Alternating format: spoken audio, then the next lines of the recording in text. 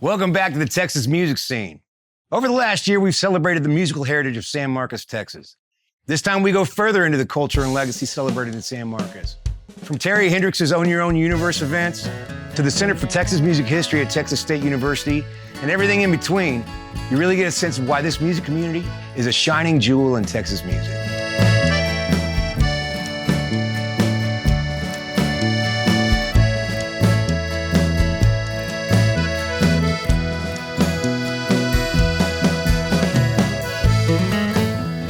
People often talk about Texas music as the music made at this crossroads of the U.S. South and the U.S. Southwest, right?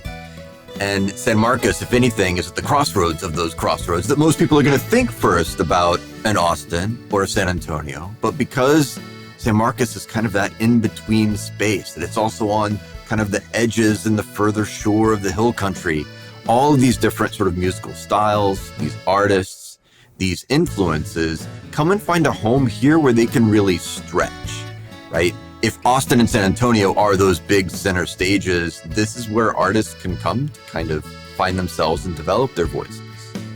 My entire career, I've dealt with epilepsy and then offshoots of having a condition that affects my central nervous system.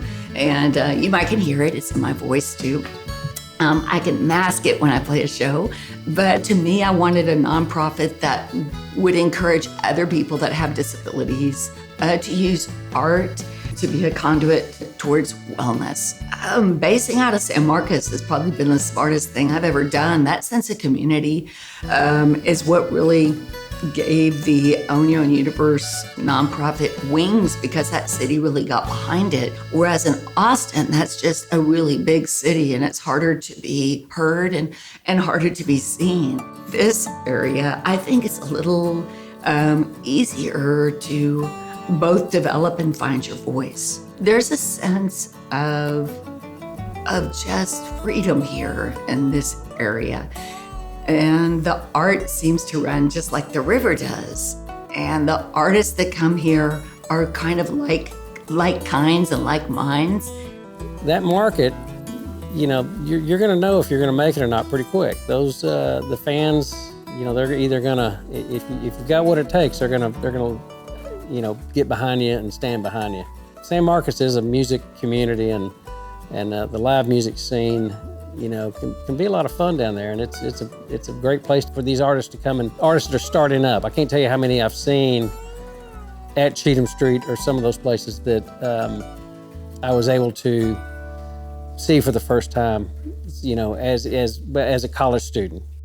Yeah, many years ago, it was said that Southwest Texas was a great school to go to San Marcos in, and there's just this wonderful atmosphere in San Marcos. It's kind of laid back. It's not Austin. It's not San Antonio. And it's very relaxed, easygoing place. So it was conducive to creativity because there wasn't a lot of other pressure, outside pressure for you. And I think one of the things that attracts people to our program is the fact that they're coming to Texas State. Texas State purchased the studio, I think, around 1992. And at the time, it was the only four-year degree program in sound recording in the Southwest. So we were a groundbreaker in that regard of providing some formal education for something that, a profession that had mainly been accessible only through apprenticeship. Because of that, then other music students were able to come in and gain experience as being studio musicians. So it's been a nice thing for the community that young bands have come in to work with students, and they get experience being recorded.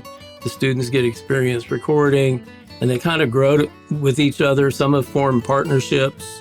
If San Marcos is really known for its musical performance, it's also important to have folks like us who are stepping back a little bit and thinking about perspective and legacy and this larger narrative of Texas history. And so having these generations of students coming in and these generations of scholars developing all of these new perspectives on it. Another essential connection between the Texas State campus and the musical community of San Marcos is the Whitliff collections on the top floor of the Alkeck Library. which is a repository of all kinds of archives related to Texas culture and history and Mexican culture and history. But they also have a very strong focus in Texas music under curator Hector Saldana.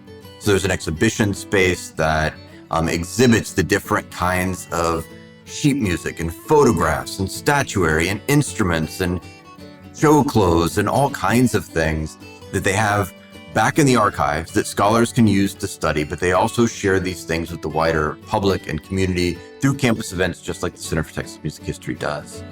This area continues to be a real stronghold for me. And I'm really lucky in the fact that there's 3 generations of people that will come and see a show when I do play. A lot of people here in the education system because Texas State boasts a fantastic program for teachers. So you end up with teachers that end up settling here. So it's, I also think that adds to the magic because you have educators that are here that are still learning, and then you have people here coming to learn. So it's a great dichotomy when it comes to expanding your brain.